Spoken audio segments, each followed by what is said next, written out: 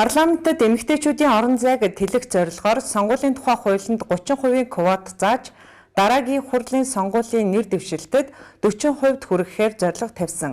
Тэгвэл улсын хурлын 2024 оны сонгуульд иргэний хөдөлгөөний намаас нийт нэр дэвшигчдийнхээ 40% эмэгтэйчүүдийг нэр дэвшүүлсэн нь энэ болцлыг хэдийнэ хангасан үзүүлэлт болж байгаа юм.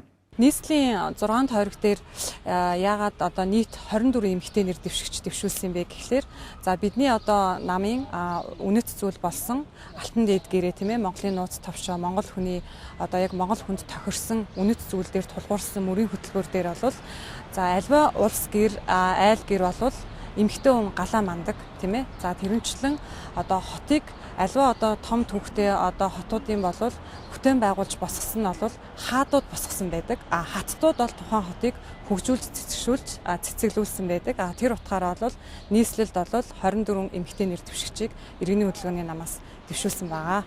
Иргэний хөдөлгөөний намын бас нэг онцлог бол юунд байна вэ гэхээр бид талцаж биш, эвэлж, эвдрэлцэж биш, ийдэг найртай бие биендээ хандаж ингэж байж бид Монгол орноо, Монголоо бүтэн Монголоо бол бүрэн бүтэн хөгжүүлнэ гэсэн ийм уриатай.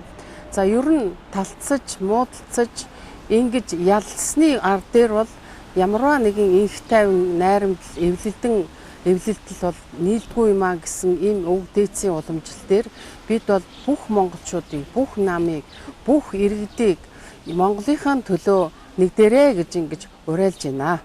Иргэний хөдөлгөөний намаас нийслэлийн 6 тойрогт дан эмэгтэй нэр дэвшигчийг илгээсэн нь сонгогчдын анхаарлыг татаж байна. Нэр дэвшигчид намынхаа үзэл баримтлалаа танилцуулж, иргэдтэй уулзалтаа хийж багаараа ажиллаж байна.